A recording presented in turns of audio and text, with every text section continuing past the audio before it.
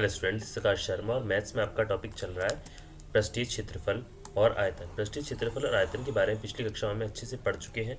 आइए इस कक्षा में पृष्ठीय क्षेत्रफल और आयतन के बारे में अच्छे से पढ़ते हैं। तो आपने पीछे पढ़ चुके थे पिछली कक्षा में पृष्ठीय क्षेत्रफल क्या होते हैं और आयतन क्या होते हैं। तो पृष्ठीय क्षेत्रफल और आयतन, जिसमें आप शंकु, गोला और शंकु, गोला, घन, घनाभ आदि के क्षेत्रफल के बारे में जान चुके थे और इस पे अभ्यास प्रश्नों को भी कर चुके थे, जिसमें आपने आयतन के बारे में भी पढ़ा था।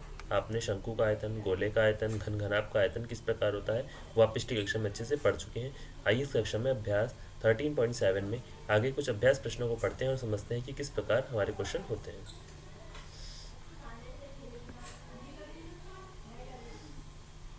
अब देखिए, आपको दिया गया थर्ड, एक शंकु की ऊंचाई कितनी है? 15 सेंटीमीटर है। शंकु की ऊंचाई आपकी कितनी है? 15 सेंटीमीटर है। यदि इसका आयतन 1570 सेंटीमीटर क्यूब है तो इसके आधार की त्रिज्या ज्ञात कीजिए। कितनी हो गई आपकी? पाई 3.14 ये आपकी आ गई। और आपने क्या देखा कि शंकु का आयतन जो है, आपका आयतन कितना आ गया? 1570 सेंटीमीटर क्यूब। ऊंचाई, हाइट क्या आ गई उसकी? 15 सेंटीमीटर। अब देखिए, माना शंकु के आधार की त्रिज्या r सेंटीमीटर, ये बात आपने देखी। अब देखिए शंकु का आयतन, आयतन कितना आ गया? 1/3 पाई r स्क्वायर h, ये आपने देखा। इतनी बात आपको समझ में आई। अब देखिए, आपको दिया गया है शंकु का आयतन कितना है? 1/3 पाई r स्क्वायर h। अब देखिए 1570 is equal to 1/3 into 3.14 into r square into 15, कितना हो गया आपका? 1570। तो क्या आ गया आपका? 3.14 इंटू आर स्क्वायर इंटू 5। तो आर स्क्वायर क्या आ गया आपका? 1570 डिवाइड करेंगे आप 3.14 इंटू 5, तो क्या आ गया आपका? Is equal to 100। तो आर क्या आ गया आपका? √100 कर देंगे आप यहाँ पे, तो आपका आ जाएगा 10 सेंटीमीटर। अतः शंकु के आधार की त्रिज्या कितनी आ गई? 10 सेंटीमीटर। कितनी आ गई आपकी? 10 सेंटीमीटर। ये बात आपकी क्लियर होती है। अब नेक्स्ट देखिए, क्वेश्चन नंबर आपको दिया गया है 4। यदि 9 सेंटीमीटर ऊंचाई वाले एक लंब वृत्तीय शंकु का आयतन कितना है? 48 पाई सेंटीमीटर क्यूब है तो इसके आधार का व्यास ज्ञात कीजिए। अब देखिए शंकु का आयतन कितना है? 48 पाई सेंटीमीटर क्यूब। ऊंचाई, ऊंचाई कितनी है? h कितनी दी गई है? 9 सेंटीमीटर। माना शंकु के आधार की त्रिज्या, शंकु के आधार की त्रिज्या कितनी आ गई आपकी? 8 सेंटीमीटर। शंकु का आयतन 1/3 पाई r स्क्वायर h हो गया आपका। और क्या आ गया आपका? 48 pi equal to 1/3 into pi into r square into 9। तो कितना आ गया आपका? 48 is equal to pi is equal to into r square into 3। तो आर स्क्वायर क्या आ गया आपका? 48 पाई पॉन पाई इंटू 3। तो कितना आ गया आपका? 16। तो आर की वैल्यू क्या आ गई आपकी? √16। तो आ गई 4 सेंटीमीटर। इसलिए आधार का व्यास जो आ गया आपका कितना आ गया?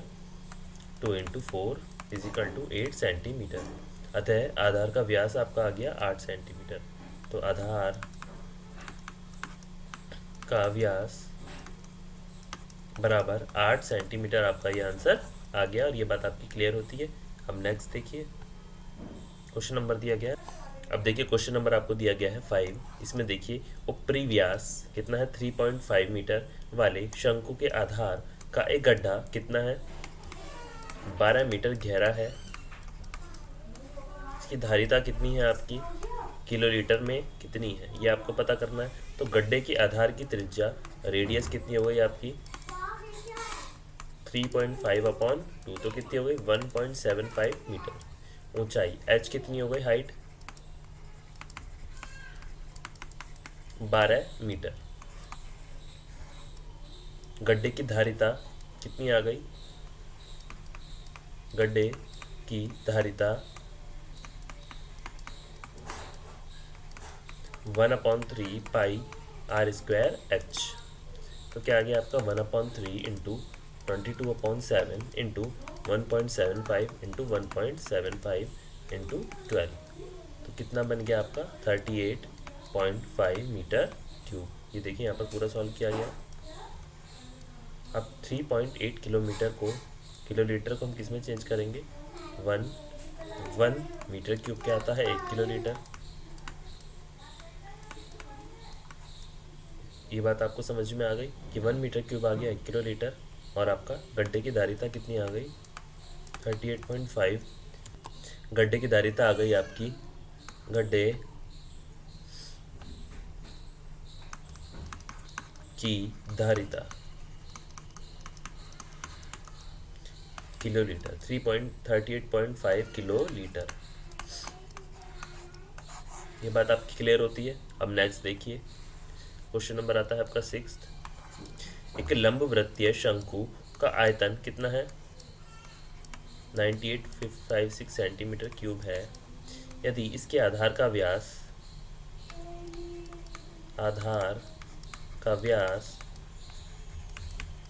28 सेंटीमीटर है तो ज्ञात कीजिए। क्या ज्ञात करना है, नंबर 1 शंकु की ऊंचाई, सेकंड आपको क्या ज्ञात करना है शंकु की त्रियक ऊंचाई L, ऊंचाई h, और शंकु का वक्र पृष्ठीय क्षेत्रफल।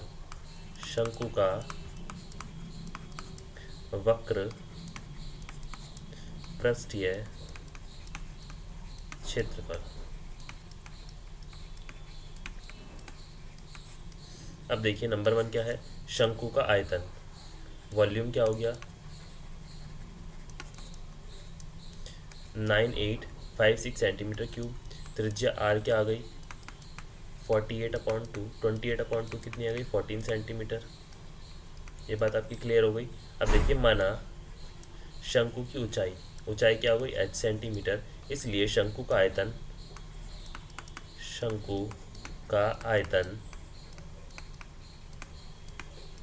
कितना हो गया आपका 1/3 πr²h। अब देखिए 9856 is equal to 1/3 into 22/7 into 14 into 14 into h। तो आपका क्या आ गया 9856 is equal to 1/3 into 22 into 2 into 14 into h। ये आ गया आपका। अब देखिए h की वैल्यू निकाल लेंगे हम यहाँ से, 9856 इंटू 3 क्या आ गया आपका 22 इंटू 2 इंटू 14। तो h क्या आ गया आपका 48 सेंटीमीटर। ये बात आपकी क्लियर होती है। अब शंकु की ऊंचाई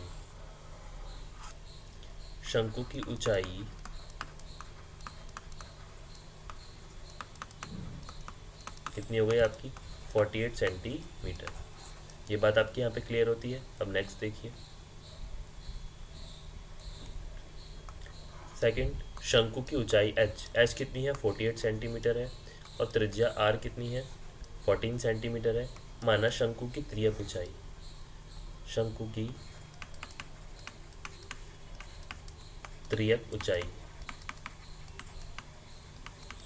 कितनी हो गई L सेंटीमीटर।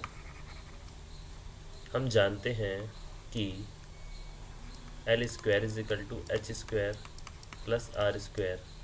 तो L² क्या आ गया 48, 14² L² क्या आ गया आपका 2304 प्लस 196।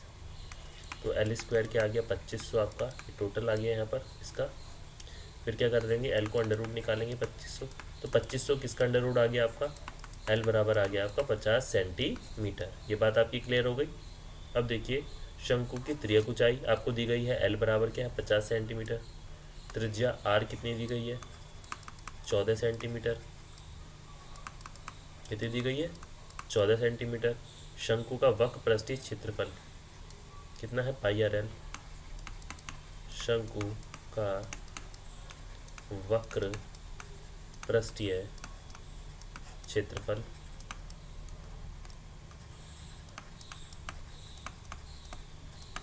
कितना आ गया आपका पाई आर एल।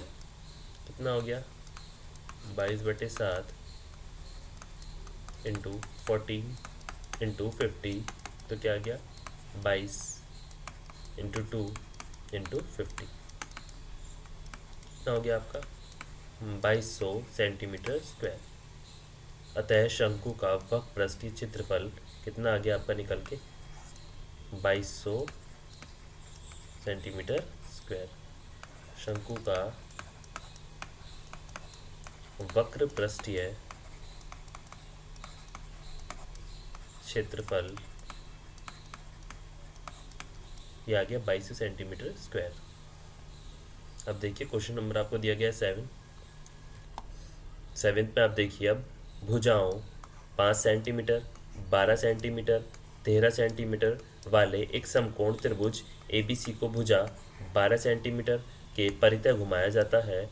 इस प्रकार हमारा क्या हो गया ठोस का जो आयतन होगा वो ज्ञात कीजिए। ये आ गया आपका अपने ठोस का आयतन ज्ञात करना है, जिसमें 5 सेंटीमीटर 12 और 13 सेंटीमीटर वाला क्या है समकोण त्रिभुज है, जिसमें ABC की भुजा क्या है 12 सेंटीमीटर के परितः घुमाया जाता है। और इस प्रकार ठोस का आयतन ज्ञात हमें करना है। अब त्रिभुज की 12 सेंटीमीटर भुजा के परितः घुमाने पर प्राप्त ठोस का एक शंकु होगा, जिसकी त्रिज्या कितनी होगी आर कितनी होगी 5 सेंटीमीटर। ऊंचाई क्या होगी आपकी 12 सेंटीमीटर।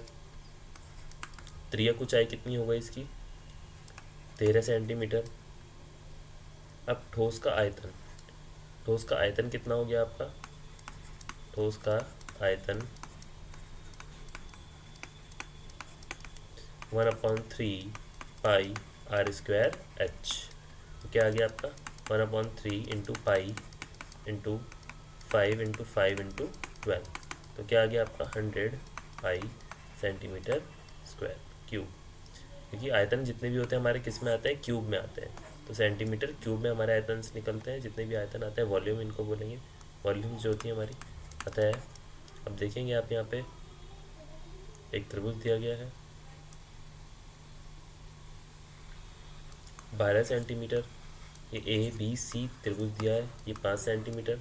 इसमें आपको ACB और ये C नाम दिया गया है, ये B है, ये दोनों आपको C दिए गए हैं। अब देखेंगे आपका 13 सेंटीमीटर ये 12 सेंटीमीटर, और ये दोनों कितने आ गए आपके 5-5 सेंटीमीटर के आ गए। तो आपने इसका मान रख दिया। और ठोस का जो आयतन आया आपका निकल के है, ठोस का आयतन कितना हो गया 100 पाई सेंटीमीटर क्यूब है। ये बात आपकी क्लियर हो गई यहाँ से। अब देखिए क्वेश्चन नंबर आपको दिया गया है 8। यदि प्रश्न 7 के त्रिभुज ABC को यदि भुजा 5 सेंटीमीटर के परितः घुमा जाए तो इस प्रकार प्राप्त ठोस का आयतन ज्ञात कीजिए। प्रश्नों 7 और 8 में प्राप्त किए गए दोनों ठोसों के आयतनों को अनुपात भी ज्ञात कीजिए। अब देखेंगे आप त्रिभुज की 5 सेंटीमीटर भुजा के परितः घुमाने पर प्राप्त ठोस का एक शंकु होगा, जिसकी त्रिज्या r कितनी होगी 12 सेंटीमीटर। ऊंचाई h कितनी हो गई 5 सेंटीमीटर। त्रियक ऊंचाई कितनी हो गई l 13 सेंटीमीटर होगी। ठोस का आयतन क्या हो गया, ठोस का आयतन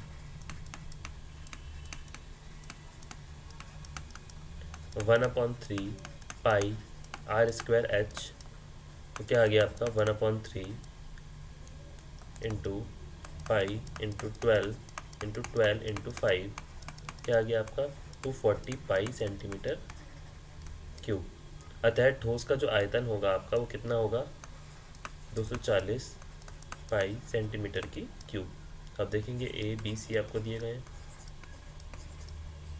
और आपको एक ही दिया गया है शंक्वाकार आकृति, जो आपका बराबर आ गए ये 5 सेंटीमीटर, आपको बी बिंदु दिया गया है।